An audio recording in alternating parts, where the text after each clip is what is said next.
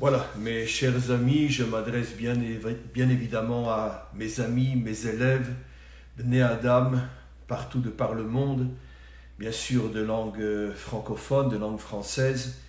Et j'avoue que je ne cherche pas à m'excuser, mais j'imagine que tous ceux qui parmi vous comprennent ou imaginent le travail énorme que je dois fournir tous les jours, peuvent comprendre que ces derniers temps, j'étais beaucoup moins présent sur le site Bnei Adam parce que tout simplement je suis débordé. Ce n'est pas une excuse parce que chacun reçoit les forces de sa mission, mais disons que c'est surtout un problème d'organisation. Mais je voudrais, à partir d'aujourd'hui, si Dieu veut, qu'il m'aide et qu'il me donne les forces de pouvoir tenir au moins une fois par semaine un petit Facebook en live sur un sujet que je vais expliquer. Et ça m'est difficile de vous dire exactement à quel moment je pourrais faire ce live. Pour l'instant, j'improvise et j'espère qu'au fur et à mesure, je pourrai vous tenir au courant d'un moment précis une fois par semaine, de manière à ce que ceux qui sont libres pourront le suivre en direct aussi. Mais en tout cas, ça sera diffusé sur le Facebook Bnei Adam. Le sujet que je voudrais choisir, qui va nous prendre un certain temps, c'est de parler de ce que l'on appelle les 10 attributs divins, en hébreu les 10 sphirotes, qui correspondent aux 10 paroles de la création, aux 10 commandements. Le chiffre 10, comme on le sait, est un chiffre extrêmement important dans la Torah, parce qu'au départ, comme je viens de le dire, il fait allusion aux 10 attributs divins, c'est-à-dire aux 10 forces, aux 10 énergies, grâce auxquelles le Maître du monde a créé le monde et surtout grâce auxquelles il dirige le monde. Mais comme on le sait, ces 10 énergies, ces 10 forces ont été données, ont été mises par le Maître du monde dans l'âme qui est à l'intérieur de nous. Et l'âme, comme on le sait, est un représentant du divin à l'intérieur du corps et à l'intérieur du monde. Et de la même manière que le Maître du monde possède ces 10 énergies, ces 10 attributs divins, il les a placés à l'intérieur de l'âme, de manière à ce que l'âme soit le reflet parfait de Dieu. Je n'ai pas dit que l'âme est Dieu, qu'à Dieu ne plaise, mais qu'elle puisse représenter dans ce monde les différents aspects du Maître du monde. C'est ce à quoi fait allusion la Torah lorsqu'elle dit que nous avons été créés à l'image d'Elohim, à l'image du Créateur, c'est-à-dire de la même manière que lui a créé ce monde avec 10 forces.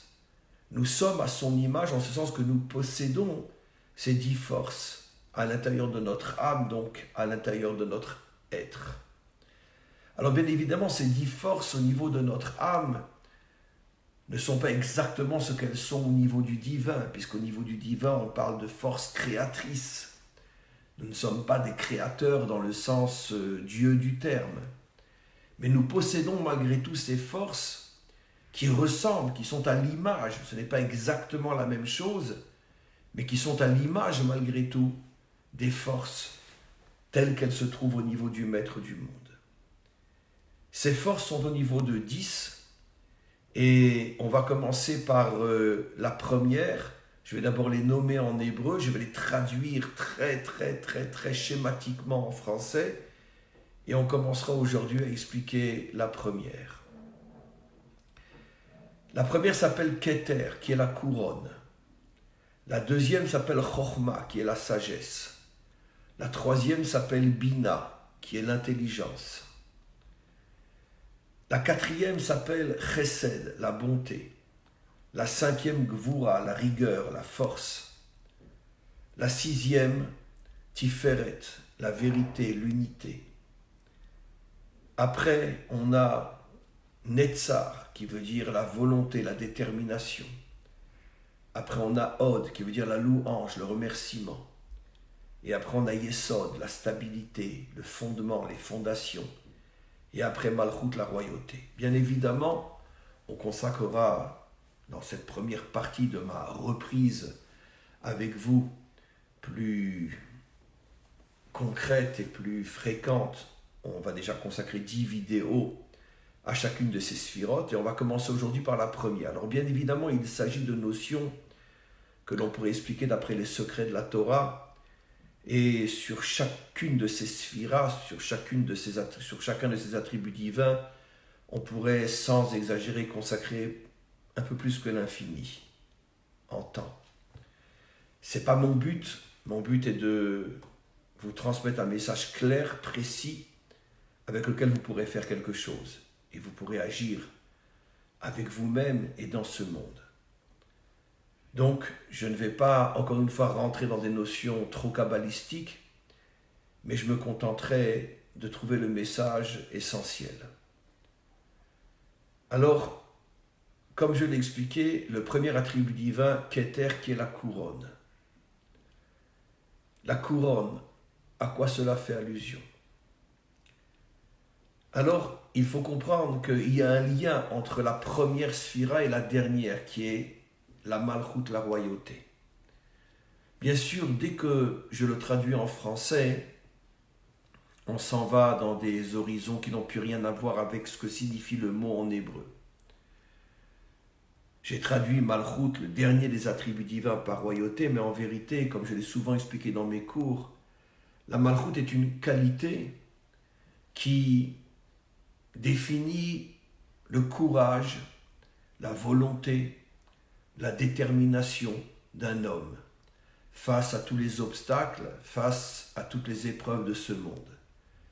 J'ai rapporté des centaines de fois dans mes cours que nos maîtres disent que la définition d'un roi, c'est Poretz Geder la Asotlo Derer.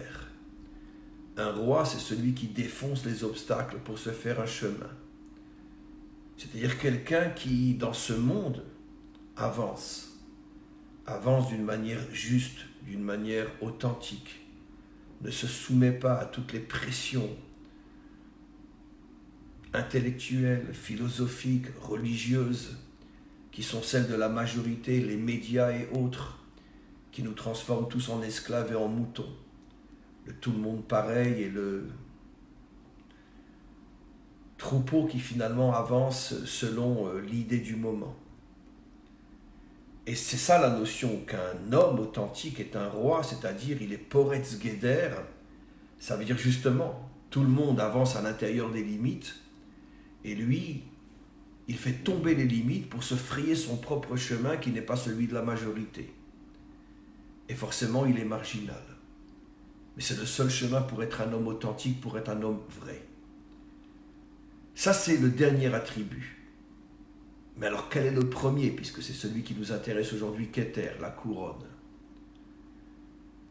Parce qu'effectivement, cette qualité de défoncer les obstacles pour se frayer un chemin, comme toutes les qualités, comme on le verra, c'est pour ça qu'en hébreu, j'ai déjà souvent expliqué que le mot qualité ou défaut n'existe pas.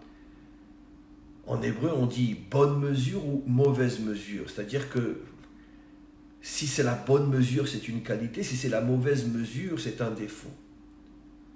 Nos maîtres nous disent qu'un homme prétentieux, un homme orgueilleux, c'est comme un roi sans couronne.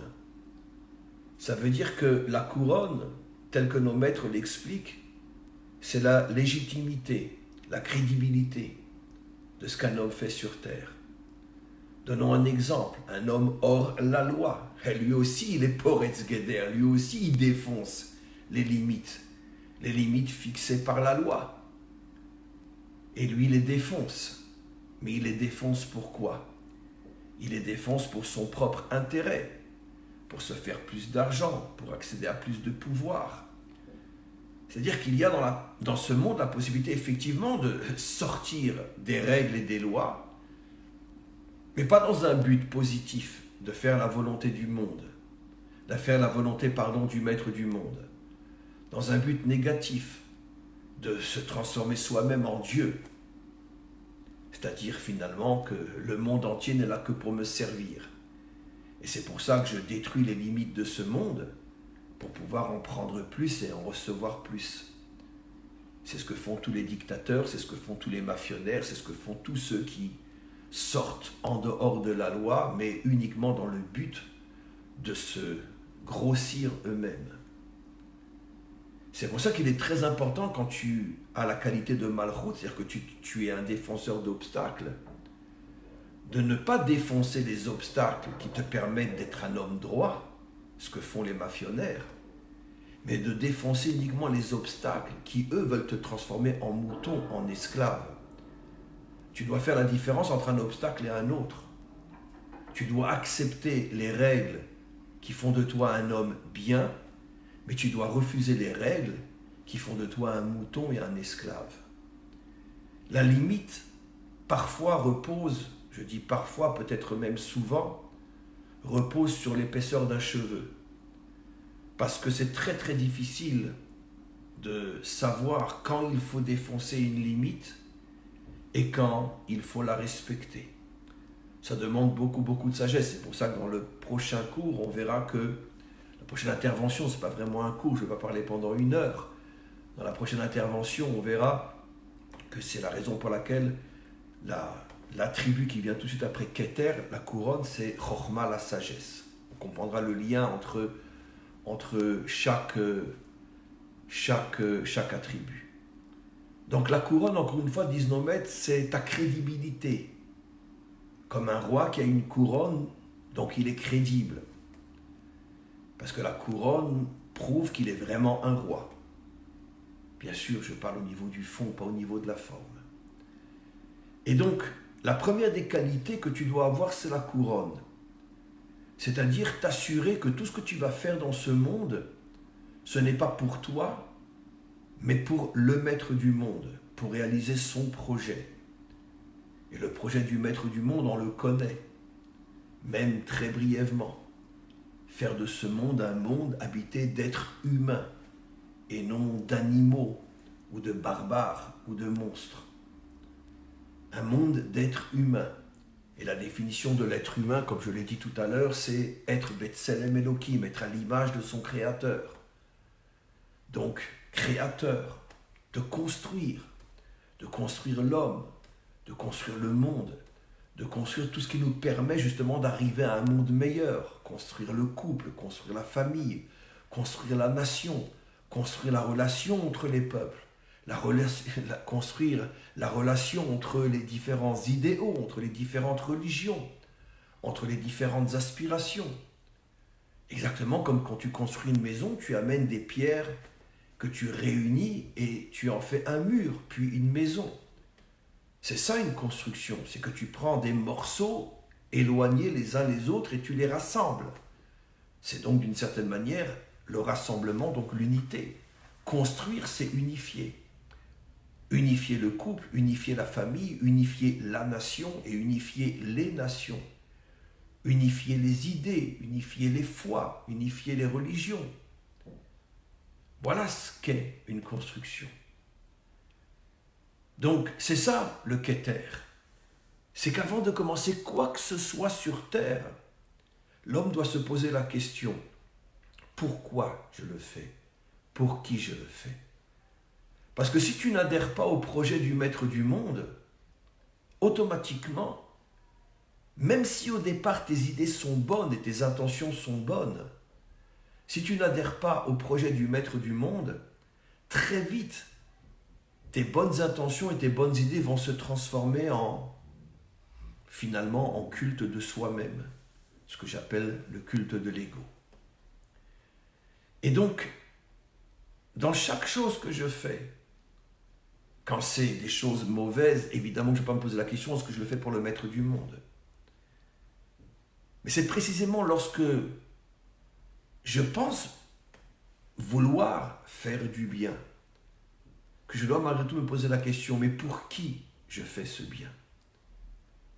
Et donc la réponse, c'est que finalement, si je n'ai pas un mode d'emploi, si je fais les choses uniquement liées à ma propre compréhension des choses, même si je me déguise derrière la phrase « je le fais pour Dieu », tu fais quoi pour Dieu?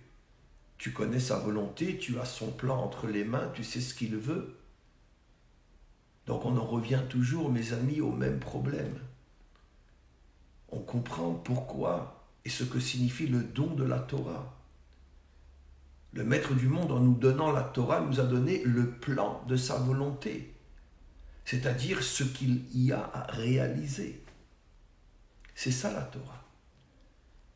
C'est ce qu'enseignent nos maîtres dès le début de la Torah. Ils disent que la Torah ressemble à un plan qu'a fait un architecte. Mais l'architecte n'est pas lui-même le constructeur, il va transmettre le plan au constructeur lui-même. Le constructeur, c'est nous-mêmes. Mais le plan, c'est la Torah. Et l'architecte, c'est Dieu lui-même. Donc il est absolument impossible d'avancer sans la Torah. Et bien sûr, je suis dans l'obligation de rajouter que quand je dis avancer avec la Torah, ce n'est pas chacun à son livre, chez lui à la maison, chacun traduit dans la langue maternelle et il la comprend comme il le croit et il en fait ce qu'il veut. Parce que là, sincèrement, je pense que mieux vaut ne pas avoir la Torah plutôt que de la falsifier ou de mal la comprendre, ce qui donne naissance à toutes les fausses religions. Il faut bien sûr, comme dans n'importe quelle science, tu veux devenir un médecin, tu as besoin d'étudier les livres de médecine, mais tu as aussi et surtout besoin de maîtres qui t'enseignent la médecine. Sinon, personne ne va te confier son cœur pour que tu l'opères, si tu n'es devenu médecin que par ton étude personnelle au travers des livres. Tu as besoin de maîtres qui t'expliquent comment devenir médecin, et ceci dans tous les domaines. À combien plus forte raison, dans le domaine de la Torah, tu as besoin de maîtres. Et donc c'est ça le Keter. Le Keter, c'est la prise de conscience que je dois adhérer au projet divin, et la prise de conscience qu'il m'est absolument impossible d'adhérer au projet divin si je ne reçois pas le plan de ce projet qui est la Torah, et si je n'ai pas un maître et des maîtres qui m'aident à comprendre le plan et de ne pas me tromper dans mon interprétation du plan. C'est ça le Keter. C'est la première prise de conscience, la première qualité que le maître du monde nous demande. Même si tu es plein de bonnes intentions, même si tu es un homme bien, n'avance pas seul. N'avance pas en te fondant uniquement sur ta propre compréhension des choses, sur ta propre interprétation, même s'il s'agit de la Torah d'Hachem. Avance, sécurisé par des maîtres authentiques qui vont t'expliquer comment lire et comprendre le plan d'Hachem qui est la Torah. La Torah, bien évidemment, je pense que ceux qui me suivent, je parle des Bnei Adam qui me suivent depuis quelque temps déjà, vous avez tous et toutes bien compris que la Torah ne s'adresse pas uniquement aux Juifs. C'est pour ça que nos maîtres nous disent que quand Dieu a proposé la Torah, au départ, il l'a proposé aux 70 nations. Mais seul Israël a accepté. Et Israël a reçu la dimension de la Torah qui lui correspond à lui. Mais il y a 70 autres facettes cachées à l'intérieur de la Torah qui commencent à se dévoiler maintenant dans notre génération, parce que nous nous approchons de la délivrance finale, et c'est la raison pour laquelle de plus en plus de Bnei Adam se connectent à la Torah et comprennent qu'ils peuvent et doivent se construire spirituellement et moralement grâce à la Torah, telle qu'elle leur est transmise par des maîtres authentiques qui savent dévoiler de l'intérieur de la Torah la lumière qui correspond aux nations. Et donc voilà, nous avons expliqué aujourd'hui le premier attribut. Il y a matière à réfléchir, le message est donc clair. Le premier pas que doit faire un homme sur terre, c'est se connecter à la Torah avec des maîtres authentiques. Je tiens juste à préciser encore une fois que Bezrat Hashem, avec l'aide du Maître du monde, chaque semaine, je transmettrai un petit message. On a commencé donc par les 10 attributs divins, aujourd'hui Keter, on a déjà donc 10 cours devant nous qui nous attendent. Et écoutez et réécoutez bien chacun de ces messages et on avance ensemble. À tous mes amis Bnei Adam, à tous et à toutes, je vous porte avec moi dans mon cœur et tous ensemble, nous allons avancer vers la délivrance finale. Amen v'chen yeh ratzon.